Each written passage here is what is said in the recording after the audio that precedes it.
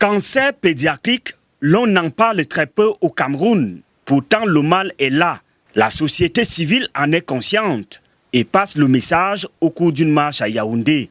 Le message que j'ai à donner ici aujourd'hui, c'est de dire aux mamans, aux parents en général, de rester vigilants, surtout au niveau des récidives, parce que la chance que je n'ai pas eue, je ne souhaiterais pas que ces parents-là passent par mon histoire. J'ai eu un enfant atteint de cancer en 2012.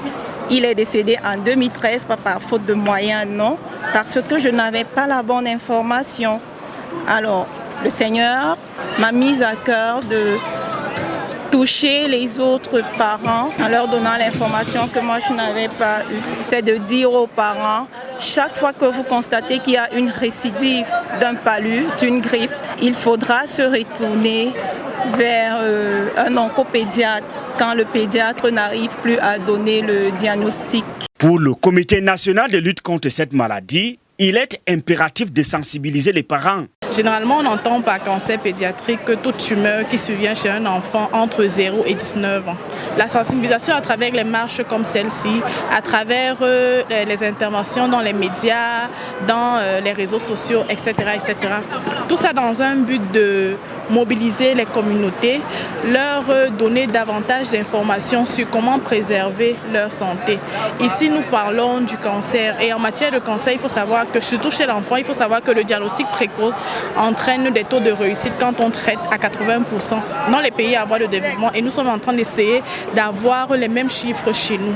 Le cancer pédiatrique n'est pas fatal s'il est rapidement diagnostiqué, mais c'est le diagnostiquer à cette phase qui n'est pas évident. À chaque parent de veiller tout simplement aux signes que son enfant présente. Il y a des signes, ça peut aller d'une fièvre à de l'anémie répétée, chaque fois on transfuse l'enfant, des tuméfactions au niveau des os, ça peut aller avec un abdomen qui est augmenté de volume, ça peut être les yeux du chat, vous voyez les yeux de l'enfant qui brillent dans la nuit, vous pouvez avoir le strabisme et tous ces signes-là sont parfois banals et peuvent rappeler d'autres maladies qui ne sont pas le cancer. Mais il est important pour un parent aguerri, pour un professionnel de santé averti, de référer quand même les enfants. Nous avons les médicaments, nous avons des spécialistes, donc vraiment ça nous fait beaucoup de peine quand nous voyons des enfants à des stades vraiment avancés qui nécessitent la radiothérapie. Et vous savez, chez les enfants, la radiothérapie au Cameroun n'est pas possible parce qu'elle entraîne beaucoup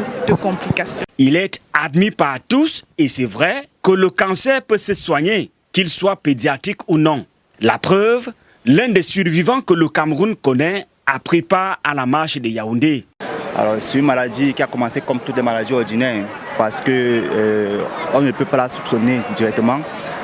Je suis passé par plusieurs phases, par plusieurs diagnostics, mais au final on avait diagnostiqué cela à l'hôpital Saint-Martin de Porès dominicain de Vorbeti où on nous a référé à la fondation Chantal Biya. Donc c'est à la fondation que j'ai eu conscience de ce que je souffrais et je me suis en sorti, c'est-à-dire que j'ai été guéri. Et aujourd'hui, c'est une sorte d'aide morale.